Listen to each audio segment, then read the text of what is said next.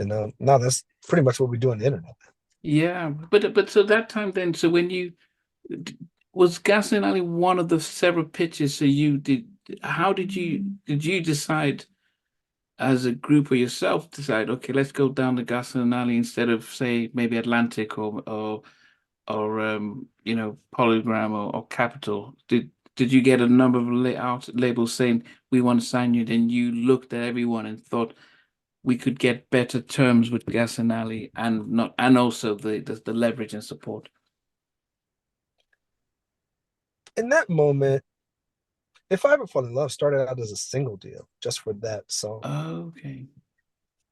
And the gift and the curse of it taking off organically was that it took off organically. Wow, we have this national hit happening, but no support. It's just us doing this. And specifically at that time, now things are different. A record can sit around for a year Mm. before it hits traction and people, and it happens and it breaks. But at that time, with radio being the mainstream radio being the primary and almost sole outlet to where records are broken Mm. nationally and internationally, timing was key Mm. because once the momentum, you know, went away, dissipated on a record that had some heat, like that's it. It's not gonna show up on Stranger Things in a scene that everybody saw, and then all of a sudden everyone remembers, or like Miguel, where like they played the record on double time and then it gave it like a whole new life like later on TikTok, and then it creates a whole new life for a record. Like that was unheard of. Okay, What yeah. happened before streaming and the internet existed, what happened was a song got momentum, it hit that peak, and And then then it's drops down, it's yeah. done. Yeah, and then there's no coming back for it. Yeah. Well, it's gone. So at that time, once if I Ever Fall in Love took off, we had to we wanted to choose the situation that was optimal for the circumstance, which is that this record is getting picked up. We want to maximize the momentum of it. Yeah. And what they did, as Randy's just proof of what he could do, because again at the time he's with Rod Stewart, he knows all the programmers on a first name basis Mm. at every station. He knows, you know, the owner of every arena. Yeah. He's got MTV at the time, the box that was like on demand videos of Yeah, him. yeah, yeah, Like yeah, yeah, yeah. he's wired at all these places. So what he did was, to his credit, he said, you know, guys, no one's gonna be able to break this record the way I can. And he did. And he got it. He took If I Ever Fall in Love from three radio stations to like a top 25 record on Billboard within 6 weeks. Wow. I mean, he just had that kind of juice and he could activate it that quickly. So once he did that and proved that we could do that, then it just we'd already set up there. We had relationships. One of the more appealing things of creatively, unlike the other places, they were allowing us to pretty much just do our thing. Okay, we can write and produce. You didn't need to There bring was in one. Jamin Lewis or There was an A&R staff of two. Like there was just nobody there, and yeah, that was very appealing at the time. And oddly, when we did work with some established people, there were some producers. It just didn't work. The sound started Mm. to sound like, yeah, it started to sound like something else, or you know, like everything else.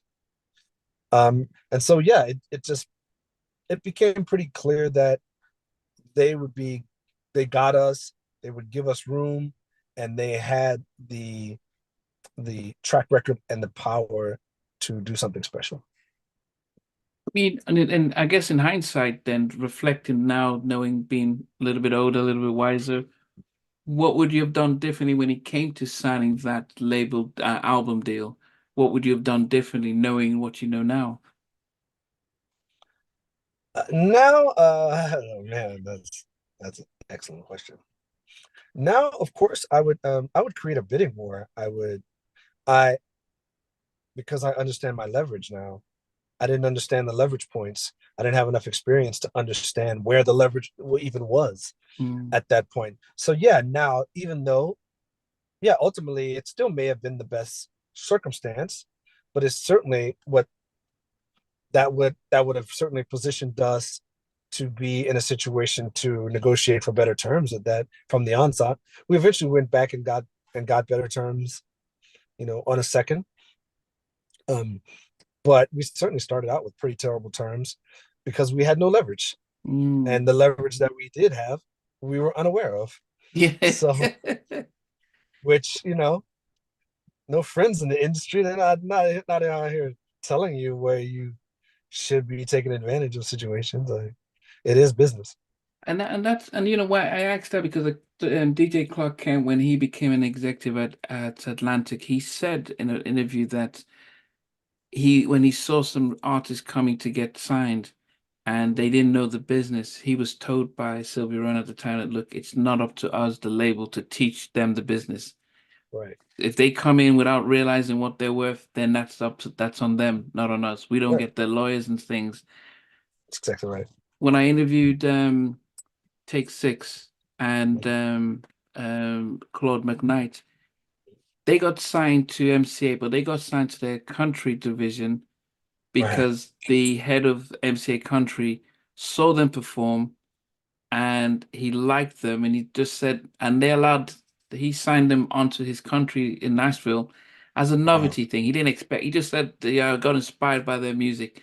So he gave them Right. country big deals, what they will give their country artists. So like almost like, yeah, yeah. So they got their publishing, they got everything, but they blew up and so went platinum and got all these Grammys. And then the MCA said, okay, now we need to take them away Right. from you. It's usually what But happens. but Right. they got favorable because they got somebody who just said, okay, I don't need to teach you out of the money. I don't need to because it was but he just saw them as a nice act to put in. And I say this just because we started off talking about being in Howard and that unity and that this and stuff. And then you start to realize that actually 90% of the artists from the black artists who start signing in the 90s will all say, yeah, we all got taken, but we had to learn. We had to learn. I'm thinking, well, but why? Why are we all getting taken? You know, Ed Sheeran, Taylor Swift, Adele, One Direction, all multimillionaires.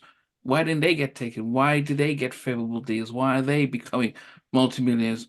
Why then within the music industry are black artists always being taken either by even their own people or by everyone and not and feeling as if, well, we had to earn our stripes. And I'm thinking, but is that supposed to be the case?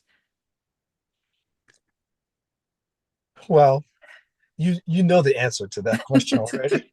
So it is definitely a loaded question, and you know the answer. Now, Ed Sheeran, Adele, they're coming in at a later date. First of all, they're coming in to your what you alluded to. They're coming in from a different system.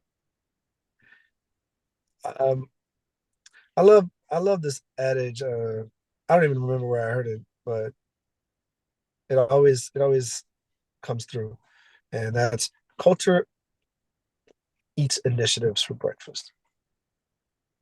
Culture eats initiative for breakfast. So there could be an initiative. Oh, we're gonna pay all the artists. We're gonna do it this way now. But if the culture has always been that we screw these people, we give them the worst deal. That's the culture, and that is the culture of the music business. Probably, I'm sure we could probably break it down uh, statistically in terms of if we had access to see all the contracts. Yeah. I would imagine that ethnicity plays a part in how deals are structured. I'm just gonna guess. But I know that a lot of artists of all races are in bad deals because that is the business. And what Sylvia was conveying to Clark Kent was the culture. So it doesn't matter. At the time, artists um, were not nearly getting the deals they get now, just as NBA players or football players weren't paid the way they are now. Mm, First of all, there's a lot more revenue now. Second, artists, the culture has now become that artists understand their worth. The business has been blown up by technology 3 or 4 times. Has been mm, completely disrupted through the piracy era, through the streaming era. Now, the post-streaming era. So, I'm sorry, the iTunes era and the streaming era. So, leverage points have shifted as a result. So now, of course, the deals are better. The leverage is different. You know, artists do not need labels in the same way that they mm. once did. So, of course, that as a sea change shifts the way the leverage is perceived. Thereby, the artist can then negotiate a much more favorable situation. Just business, Yeah, supply and demand. There's greater demand for me, and there's more supply of you. So yeah. there's just that. Um, so again, we could break it down in terms of the systemic racism that exists, the cultural bias that exists, the business bias that exists in terms of labels and artists, the leverage of business, the disruption of technology. All of these things all play a part in why we got screwed. Yeah, yeah, it's true. It's true. Oh goodness. And why we should be sticking that knife in and maximizing that leverage to the fullest now when given someone negotiates with me, now they know you know I'm coming with brass knuckles on, and it is not personal Yeah, because it's what you're doing on the other side. It's what yeah, you're looking to create the most favorable business circumstance for yourself, and of course we should be doing the same thing. yeah, definitely. Hey guys, thanks for watching. Thanks for being a part of Halftime Chat. Please remember to subscribe, share, and comment. But most importantly, why don't you become a member of Halftime Chat? We've got amazing videos, amazing perks, and being able to support the channel. But anyway, thanks for watching. Take care. I never participated in that category. And somewhere in between us, or even loving us, on which I didn't miss you with. What was it like growing up? She's still making an impact on 4 houses down. I have a couple of pieces. Trying to get this one and that one. That works for you, but just for me, No, okay. They understand what those boys are winning all spirits. Play it. These guys, they all work together. I mean, I love all different genres.